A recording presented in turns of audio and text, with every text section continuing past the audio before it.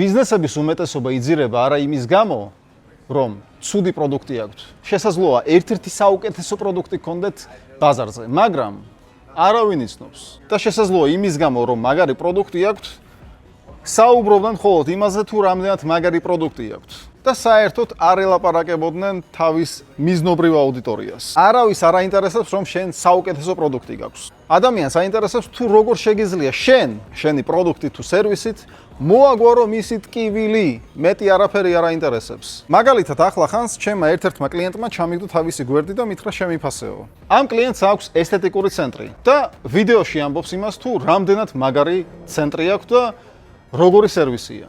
სიამდვილეში არავის არ აინტერესებს, თუ როგორი სერვისი გაქვს ესთეტიკურ ცენტრში. ესთეტიკური ცენტრის მიზნობრივი აუდიტორია უმეტესად არიან ქალბატონები, ვისაც სურთ უფრო ლამაზები იყვნენ. ამიტომაც თუ ხარ მაგალითად ესთეტიკური ცენტრი, უკვე მაგალითი ავიღეთ, ვიდეო არ უნდა იწყებოდეს იმით, თუ რამდენად მაგარი ესთეტიკური ცენტრი მაქვს. იყურები სარკეში და ფიქრობ, მე დავიღალე, ასე გამოვიყურებოდე. ოღონდ და პრობლემა არ მოაგვარო, შენ TikTok-ის ფილტრებით ფარავ სახეს. შესაძლოა უკვე პირველი ნაუჭებიც კი გეტყობოდეს, მაგრამ იქამდე არ მიხედავ საქმეს, სანამ ძალიან გვიანი არ იქნება. მოკლედ, იმედია მიხვდი თუ რას გულისხმობ, ხო? ყოველთვის ჩააჭირე ტკივილს. არავის არ აინტერესებს რას ყიდი. არავის არ აინტერესებს რას წარმოადგენ. არავის არ აინტერესებს რამდენად მაგარი ბიზნესი გაქვს. ყველას აინტერესებს რამდენად სწრაფად და ხარისხიანად შეგიძლია ტკივილის მოგვარება. მორჩა.